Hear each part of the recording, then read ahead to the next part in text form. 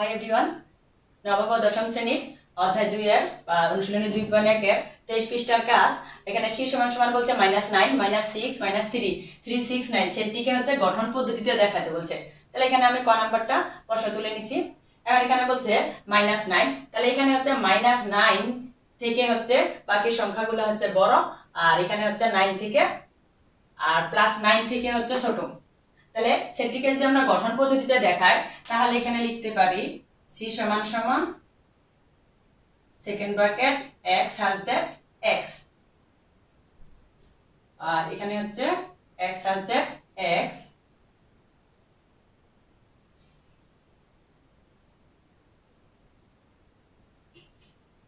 এটা আমরা কি বলতে পারি, 3 এর গুণিতক বলতে পারি, 3 এর গুণিতক 3 এর গুণিতক।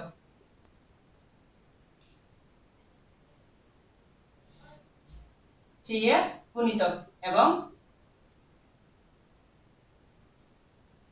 -9 x এর থেকে হচ্ছে ছোট আর x এর থেকে বড় হচ্ছে +9। এটা হচ্ছে আমার আনসার। শুধু আমি এখানে সেট গঠন পদ্ধতিতে দেখাই দিলাম। এখন হচ্ছে খ নাম্বার বলছে যে এখানে পূর্ণ সংখ্যা, তাহলে পূর্ণ সংখ্যা হচ্ছে আমাকে ধরে নিতে হবে। তাহলে আমরা লিখতে পারি এখানে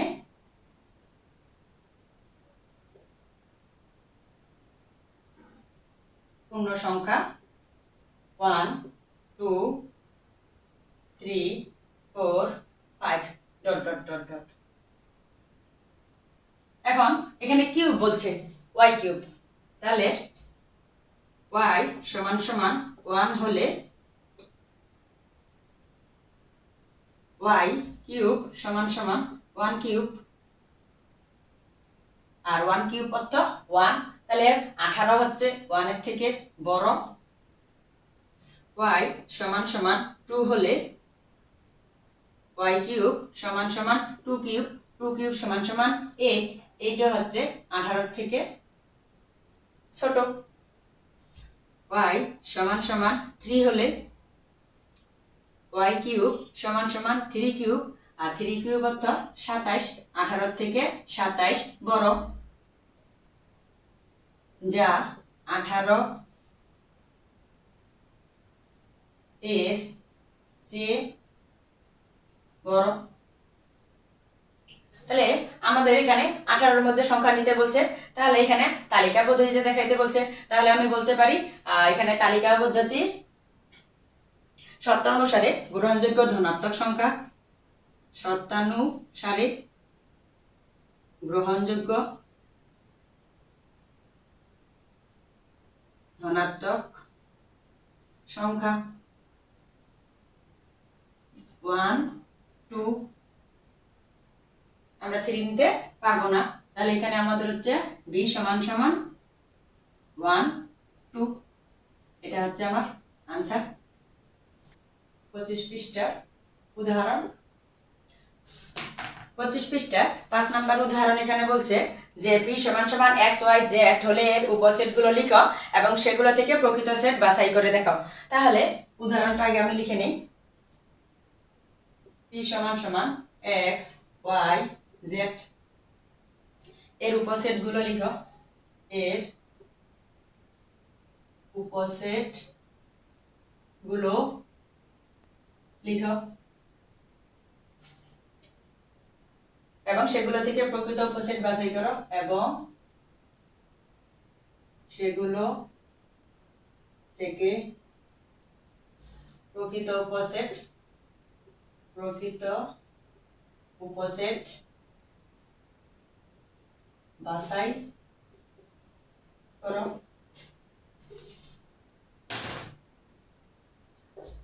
হ্যাঁ, তাহলে এখন আমি কি করব, এখানে যেহেতু আমাদের পি এর মান দেওয়া আছে তাহলে আমি লিখব দেওয়া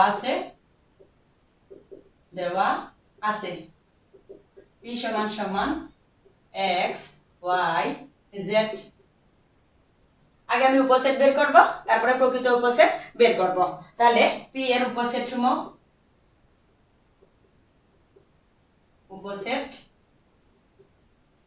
সমূহ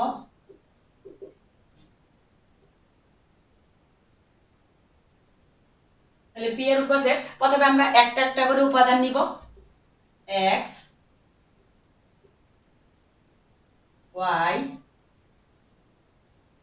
z, এরপরে আমি দুইটা করে উপাদান নিব x y x z,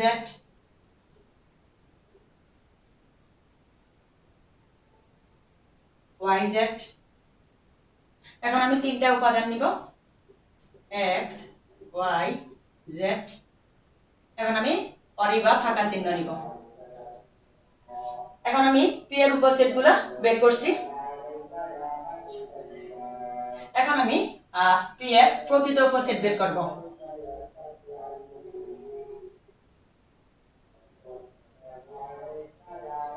P এর প্রকৃত উপসেট,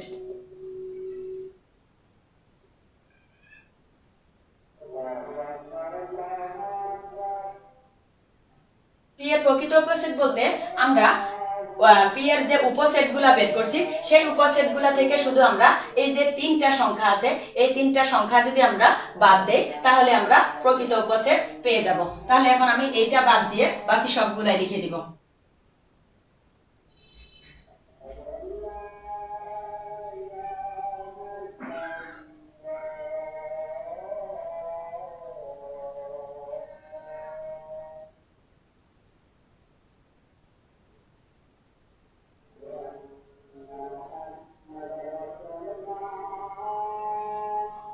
এটা আমার হচ্ছে প্রকৃত উপসেট। তাহলে এটা হচ্ছে পি এর উপসেট, এটা হচ্ছে পি এর প্রকৃত উপসেট।